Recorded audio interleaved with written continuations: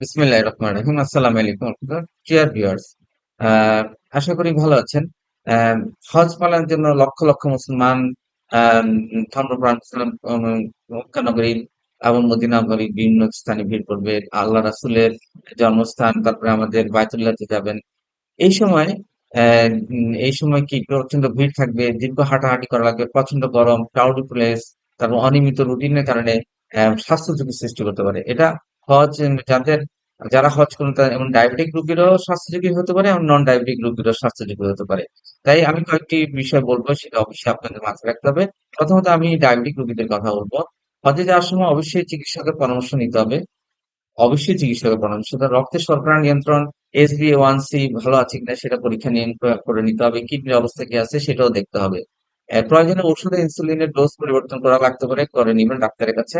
অবশ্যই পর্যাপ্ত ইনসুলিন এবং ওষুধ এবং গ্লুকোমিটার এবং স্ট্রিপটা সাথে নিবেন এবং ব্যস্তপত্র এবং মেডিকেল আইডির সাথে রাখতে হবে। কারণ প্রয়োজনে যে কোনো সময় আপনার ওখানে সৌদি আরবের এইটা বা মক্কা বা মদিনাতে এটা প্রয়োজন হতে পারে। তারপরে আহ, গরম আবহাওয়ার কারণে ইনসুলিনের সংরক্ষণ ব্যবস্থার জন্য অবশ্যই আপনাকে ঠান্ডা ব্যাগ বা ইনসুলিন কুলার ব্যবহার করতে পারে। তবে আপনি যেখানে থাকবেন প্রতিটা জায়গায় তো যেহেতু রেফ্রিজারেটর আছে, রেফ্রিজারেটর নির্দিষ্ট যে টেম্পারেচারটা ইনসুলিনের গায়ে লেখা থাকে সেই টেম্পারেচার আপনি ইচ্ছা করলে এটা সংরক্ষণ করতে পারবেন। তো অতিরিক্ত হাঁটা এবং অনিয়মিত খাদ্য গ্রহণ করতে হাইপারগ্লাইসেমিয়া বা হাইপোগ্লাইসেমিয়া যে কোনোটা হতে পারে। তাই সর্বদা রাখতে হবে, আপনাকে চিনি রাখতে হবে, খেজুর এবং গ্লুকোমিটারে গ্লুকোজ ট্যাবলেট রাখতে হবে। ব্যস্ততার মধ্যে নির্দিষ্ট সময় অবশ্যই আপনাকে খেতে হবে, খাওয়া দাওয়া নিয়ম করা যাবে না। এটা অবশ্যই জরুরি। পায়ের যত্ন নিতে হবে। ডায়াবেটিক রোগীদের সবচেয়ে বড় কথা হলো পায়ের যত্ন গুরুত্বপূর্ণ। কারণ একজন আরামদায়ক জুতা ব্যবহার করতে হবে, প্রতিদিন পা পরীক্ষা করতে হবে। ফুটলে কোনো ক্ষত বা ফুসকার এটা অবহেলা করা যাবে না। এটা প্রয়োজনে ডাক্তারের ওখানে প্রয়োজন ডাক্তার আছে এবং প্রতিটা হজ ক্যাম্পের সাথেই ডাক্তার থাকে, ওদেরকে প্রয়োজন দেখাতে হবে। ওনারা খুব যত্নশীল, এগুলি ওনারা দেখে করে থাকেন। এই সময় পর্যাপ্ত পানি খেতে হবে, শরীরে যাতে কোনো প্রকার ডিহাইড্রেশন বা পানি শূন্যতার সৃষ্টি না হয়, বা না হয় সেদিকে সতর্ক থাকতে হবে।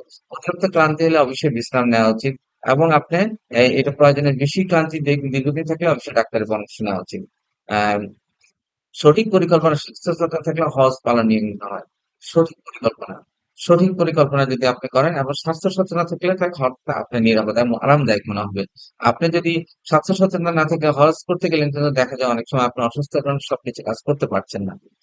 বিশেষত ডায়াবেটিক রোগীদের জন্য নিয়মিত পর্যবেক্ষণ, সঠিক খাদ্যাভ্যাস, ওষুধ ব্যবস্থা অত্যন্ত গুরুত্বপূর্ণ। এগুলি একসাথে সুস্থ ব্যক্তিদেরও এই ধরনের পর্যাপ্ত সতর্কতা নেওয়া দরকার। আর ডায়াবেটিক যাদের নাই তারা কি করবে? যাদের ডায়াবেটিক নেই তারা শারীরিকভাবে শক্তিশালী এবং প্রস্তুত থাকা উচিত। হজের আগে সন্ধ্যা স্বাস্থ্য পরীক্ষাগুলো করানোই ভালো। বিশেষ করে যাদের উচ্চ রক্তচাপ থাকে, হার্টের রোগ থাকে, শ্বাসকষ্ট ইনফেকশন থাকে, তাইলে তাদের এগুলো অবশ্যই জরুরি। নিয়মিত হাঁটার অভ্যাস তো করতে হবে, কারণ হজে অনেক সময় হাঁটতে হয়। এতে সহনশীলতা বাড়বে, ক্লান্তি হবে। হজের আগেই কিন্তু হাঁটতে হবে আপনাকে। গরমে হিট স্ট্রোক বা পানি শূন্যতাতে পর্যাপ্ত পানি খেতে হবে এবং তাছাড়া ছাতা বা ক্যাপ ব্যবহার করতে হবে। পড়তে হবে হালকা ঢিলে ঢালা পোশাক, এটা কিন্তু মাথায় রাখতে হবে। পরিশ্রম, ব্যক্তিগত পরিচ্ছন্ন অবশ্যই রাখতে হবে, গোসল করতে হবে।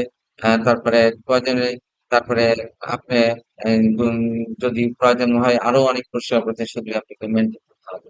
প্রয়োজনে টিকা যেমন মেনিনজো কক্কাস টিকা, ভ্যাকসিন দেওয়া উচিত।